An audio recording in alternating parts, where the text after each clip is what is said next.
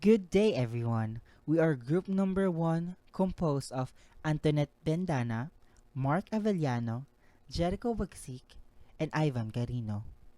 And we will be discussing the topic about a militarized approach to COVID-19 containment by the Duterte administration. The lockdown order effectively isolated everyone at home, suspended public transit, carefully regulated food supplies and vital health services, and stationed heavily armed uniformed officers at critical checkpoints. The battle? Public stance to the COVID 19 issue was centered on public safety, with military on roadways enforcing the lockdown while the administration made steps to reduce coronavirus's impact on public health.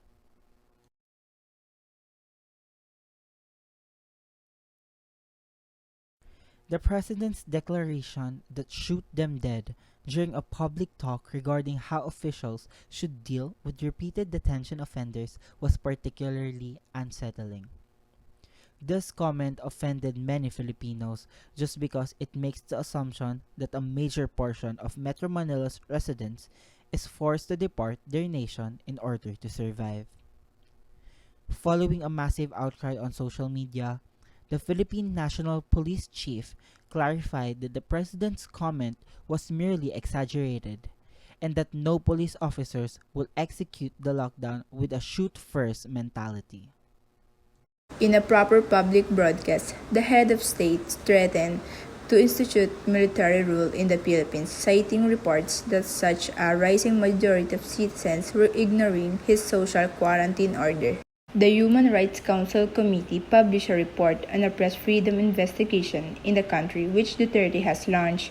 Administration has vehemently opposed the same draconian security policy that looks to have been integrated through the current drug war and defense imperatives has been evident in the response to COVID-19 of the report's conclusion notes. Indeed, the government's response to the growing public health crisis and veered so far toward harsh police departments that perhaps the Commission on Human Rights CHR now have to issue forceful public warnings reiterating the state's fundamental obligation to protect individuals among all forms of human rights violation in the face of this unprecedented global pandemic. The CHR had to form a separate task force to deal with the quarantine-related issues such as accusation or arbitrary detention and illegal arrest.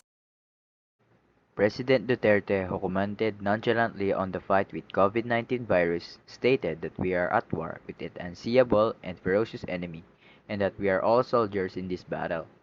Everyone was indeed conscious of this enemy, that even the leader and the bravest person to spout and reveal secrets of politics is conscious of the virus. On March 16, 2020, the ECQ or Enhanced Community Quarantine was implemented in the capital of Luzon, Metro Manila, and soon after, other places were placed under surveillance and community lockdowns as well, which then put the whole country on lockdowns. Every citizen will not fight with the authority and will obey every of the authority's orders. Every actions of the people are restricted, as well as their time outside are also controlled. The lockdowns are eased during 3 months after the ECQ lockdown, which resulted to spike of virus cases in the country. While people actions are restricted, the government did not control the public as expected. According to a study on the Philippines' approach on COVID-19, the violators are salvaged by the authorities as a form of punishment during the lockdowns.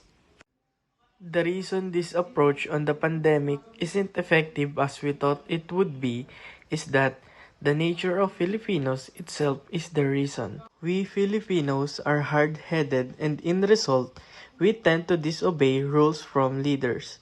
Also, the trait of Filipinos that utilizes their connections on the people that has high positions. Police and military are in charge of checkpoints and lockdowns, in which Filipinos utilize their connections to get over them. The implementations of APORS is an example of this. Some people are able to utilize these to get over checkpoints with their legal documents. The Philippine President's public approach on the COVID-19 outbreak was focused on public safety, with troops on the roads enforcing the lockdown while the government took attempts to mitigate the virus's impact on public health. A report on a press freedom probe in the country was issued by Human Rights Council Committee, which the administration has strongly opposed. The ECQ, or Enhanced Community Quarantine, was introduced in Metro Manila, the capital of Luzon, on March 16, 2020.